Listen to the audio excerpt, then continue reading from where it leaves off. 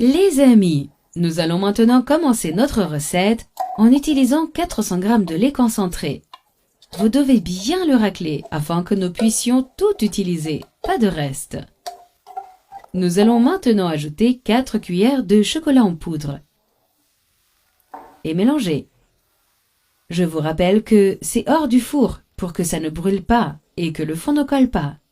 Vous devez remuer jusqu'à ce que le chocolat se mélange bien avec le lait pour qu'il n'y ait pas de grumeaux. Je vous rappelle que vous pouvez faire cette recette avec des portions plus grandes. Si vous pensez que ce n'est pas assez, vous pouvez doubler la quantité de lait concentré et de chocolat en poudre. Vous pouvez aussi utiliser du Nescau, un autre type de chocolat en poudre, si vous n'avez pas de cacao. Vous pouvez utiliser n'importe quel type de chocolat que vous avez à la maison. Nous allons maintenant transférer cela sur la cuisinière. Allumons la cuisinière à feu moyen. Nous remuons et attendons jusqu'à ce que le mélange ait la bonne consistance. Les amis, maintenant que ça commence à épaissir, ça commence à coller au fond de la casserole, mais ce n'est pas encore la bonne consistance. Nous devons remuer jusqu'à ce que ça ne colle plus au fond de la casserole. Ce n'est pas encore prêt. Quand c'est très lâche au fond de la casserole, c'est à ce moment-là que c'est prêt. Maintenant qu'il ne colle plus à la poêle, nous allons ajouter une cuillère de beurre. Remuez rapidement pour qu'il ne brûle pas au fond, en rappelant que c'est à feu doux. Si vous le faites à feu vif, il brûlera. Nous devons remuer rapidement pour que le beurre se mélange au chocolat. Cette recette est très délicieuse. Les enfants l'adorent à la maison.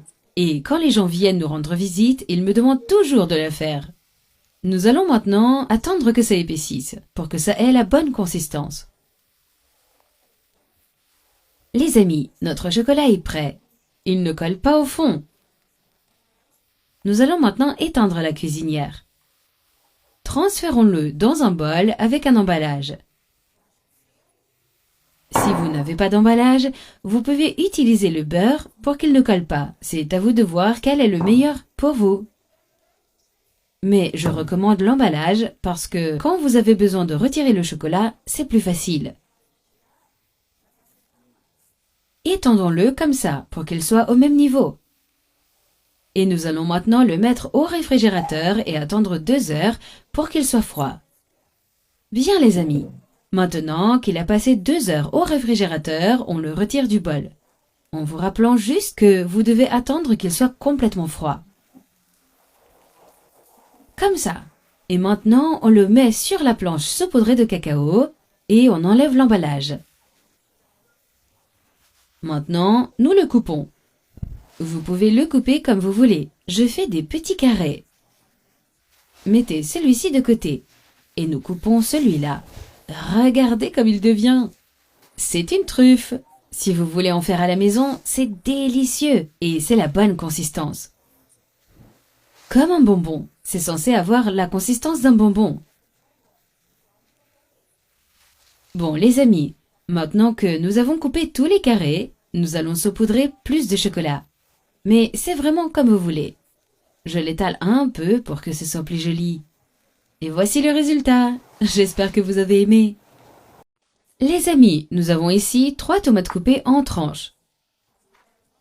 Pas trop fines. Un peu épaisses. Maintenant, nous allons les mettre de côté. Très bien les amis. Maintenant, nous avons enlevé tous les trognons de la tomate. Nous allons tous les rassembler et très bien les hacher, comme ceci. Si vous aviez l'habitude de jeter le trognon de la tomate à la poubelle, maintenant vous pouvez l'utiliser. Ça va être comme une sauce, mais ça ne sera pas notre sauce aujourd'hui. Bon les amis, maintenant que nous l'avons bien haché, nous allons les mettre dans un bol. C'est une recette facile.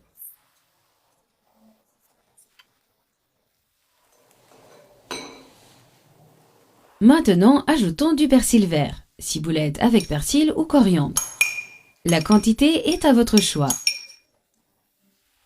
2 œufs, 1 cuillère à café de sel et 2 cuillères de farine de blé Et puis vous mélangez le tout comme ceci, pour que l'œuf se mélange plus rapidement. Vous pouvez remuer jusqu'à ce que le blé se dissolve dans l'œuf et soit très homogène. Bien, maintenant que nous avons mélangé, nous allons le mettre dans un bocal petit à petit.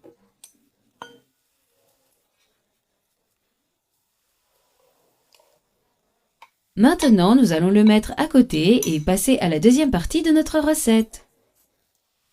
Maintenant, nous allons ajouter un peu d'huile dans la poêle et l'étaler avec le pinceau et nous allons ajouter les tranches que nous avons coupées, le quart de la tomate. Nous allons le mettre ici, bien organisé, pour qu'elle soit plus présentable, comme ceci. Vous devez mettre à feu doux pour ne pas brûler la tomate. Nous allons laisser chauffer un peu avant d'ajouter le mélange d'œufs, afin qu'il ne coule pas à travers les côtés. Super les amis! Maintenant que l'huile est chaude, nous allons ajouter notre mélange soigneusement pour qu'il ne coule pas. Regardez comme c'est magnifique!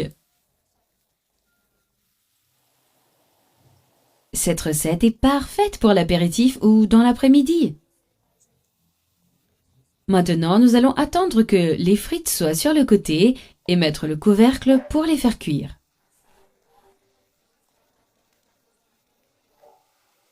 Maintenant qu'il est frit, nous allons le retourner de l'autre côté pour le faire frire également. Cette recette est très savoureuse et très rapide. Vous n'allez pas utiliser beaucoup des ingrédients disponibles à la maison.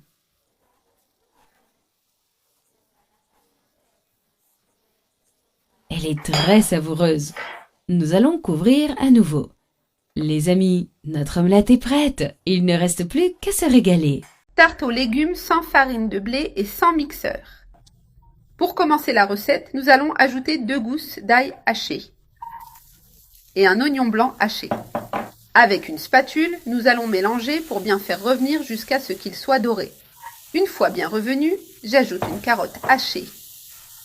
Nous allons bien faire revenir cette carotte avec l'oignon et l'ail. Nous allons ajouter un brocoli entier coupé et un chou-fleur entier coupé. Maintenant, nous allons ajouter des épices sèches aux légumes. Une cuillère à café de sel, une demi-cuillère à café de poivre noir, une cuillère à café de paprika et une cuillère à café de chimichurri. Maintenant, il suffit de bien mélanger pour que les épices s'intègrent aux légumes. Une perfection de saveur sans farine de blé. J'ai déjà tout bien mélangé et les ingrédients se sont bien intégrés. Nous allons ajouter une tomate hachée. Continuons à mélanger pour que la tomate s'incorpore avec les autres ingrédients. Avec un couvercle, nous allons couvrir et laisser cuire un peu. Tout est bien cuit et voici le résultat. Je vais éteindre le feu. Je vais le laisser de côté jusqu'à ce qu'il refroidisse complètement. Dans un bol, nous allons ajouter 5 œufs.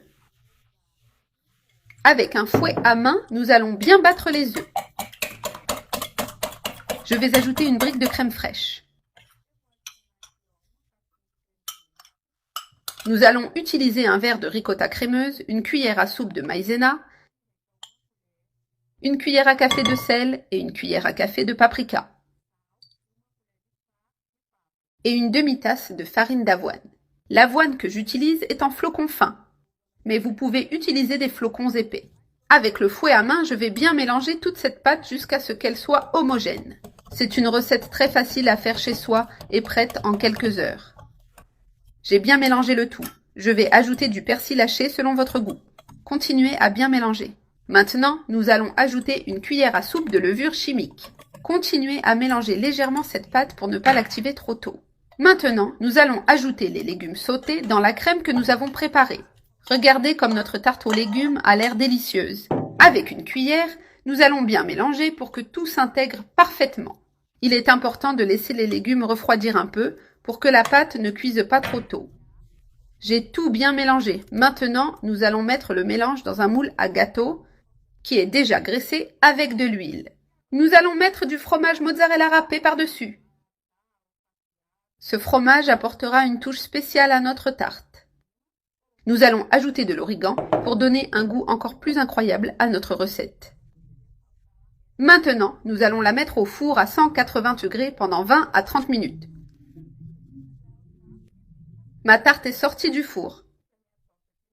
Avec un couteau, nous allons couper un morceau de cette délicieuse tarte aux légumes. Regardez comme cette tarte aux légumes est parfaite. Faites-la à la maison, tout le monde va l'adorer.